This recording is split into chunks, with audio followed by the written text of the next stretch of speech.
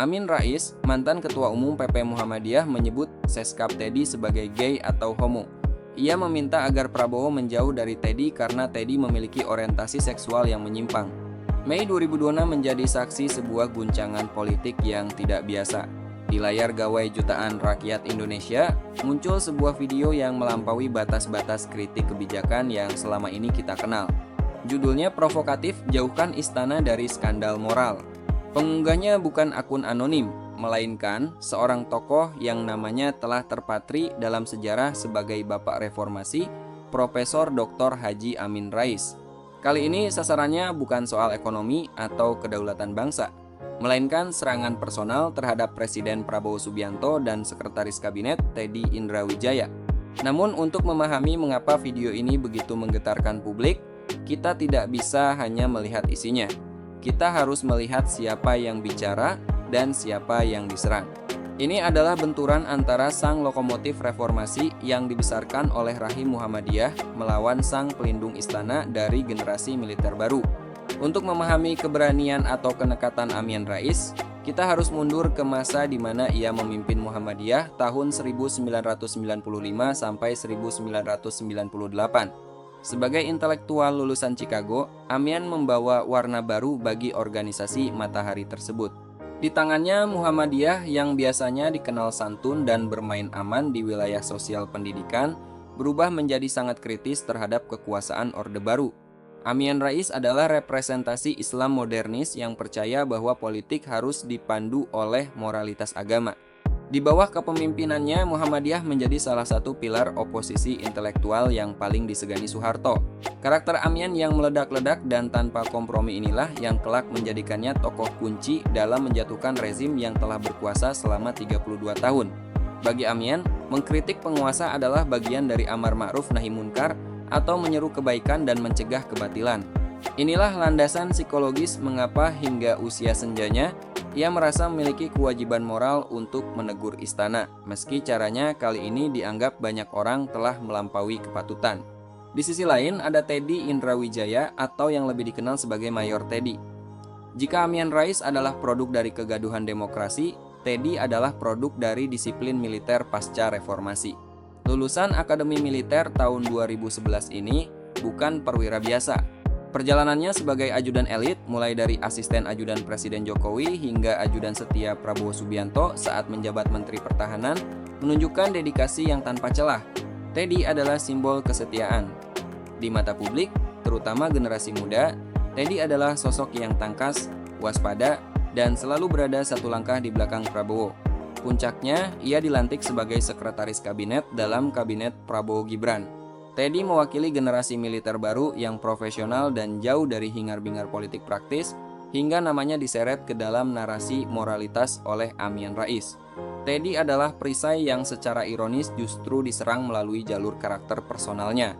Dalam video berdurasi 8 menit yang diunggah oleh Amin Rais itu, ia melontarkan tudingan yang sangat spesifik mengenai kedekatan Mayor Teddy dengan Presiden Prabowo. Ia menggunakan istilah gay untuk menggambarkan hubungan tersebut. Mengapa Amin menggunakan isu ini? Secara sosiologis, Amin tahu bahwa di Indonesia, isu orientasi seksual adalah senjata nuklir dalam pembunuhan karakter. Sebagai tokoh yang tumbuh di lingkungan Muhammadiyah yang konservatif modernis, ia memahami bahwa narasi moralitas seksual akan sangat efektif untuk menggerakkan opini publik di akar rumput. Namun, kali ini senjata itu justru meledak di tangannya sendiri. Serangan ini tidak dianggap sebagai kritik kebijakan, melainkan sebagai pelanggaran UU ITE dan fitnah yang sangat kasar. Pemerintah melalui Menteri Komunikasi dan Digital, Meutia Hafid, bergerak dengan cepat. Video tersebut segera diidentifikasi sebagai konten fitnah, hoax, dan ujaran kebencian. Mutia menyatakan bahwa Amin Rais secara sadar telah melanggar UU ITE nomor 1 tahun 2024, khususnya pasal 27A yang mengatur tentang penyerangan kehormatan dan martabat seseorang. Ini menjadi perdebatan baru. Pendukung pemerintah melihat ini sebagai perlindungan terhadap martabat kepala negara dari fitnah keji. Namun dari perspektif hukum, langkah ini menempatkan Amin Rais dalam posisi terpojok. Meutia menegaskan bahwa ruang demokrasi adalah ruang adu gagasan, bukan ruang memproduksi konten kebencian yang menyerang martabat manusia. Pemerintah ingin memberikan pesan tegas, Tidak ada paspor bebas bagi tokoh bangsa untuk menyebarkan narasi tanpa bukti faktual. Bukannya meminta maaf, Amin Rais justru menjawab dengan tantangan yang lebih ekstrim. Ia menyatakan siap menghadapi proses hukum. Tunjukkan, saya minta beberapa dokter spesialis apakah betul dia itu gay atau bukan, tegas Amin. Pernyataan ini mencerminkan karakter Amin yang pantang mundur. Ia membawa perdebatan ini ke ranah pembuktian fisik yang sangat kontroversial. Pakar hukum menilai langkah Amin ini adalah strategi bertahan dengan menyerang.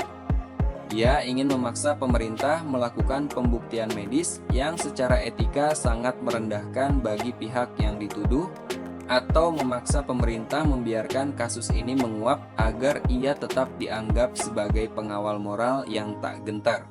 Bagi Mayor Teddy, tudingan ini adalah ujian loyalitas yang paling berat. Sebagai perwira militer aktif yang menjabat Seskap, ia tidak bisa secara bebas membalas pernyataan Amin di ruang publik. Ia harus tetap berada dalam koridor disiplin militer dan etika birokrasi. Serangan Amin Rais secara tidak langsung mencoba melemahkan posisi Teddy sebagai orang kepercayaan presiden. Istana Negara sendiri menanggapi ini dengan kesunyian yang tegas.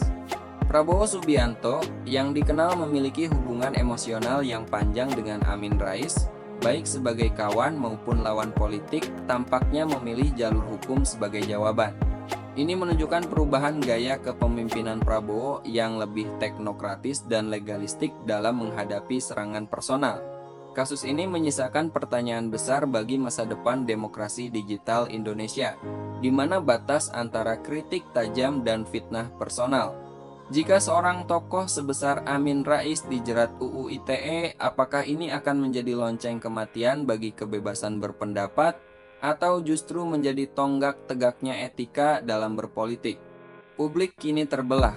Satu sisi melihat Amin Rais sebagai pejuang moral yang nekat, sisi lain melihatnya sebagai politisi yang kehilangan arah. Namun, fakta yang tidak terbantahkan adalah bahwa narasi skandal moral ini telah menciptakan preseden buruk dalam komunikasi politik nasional. Kasus Amin Rais versus Seskap Teddy bukan sekadar berita sensasional.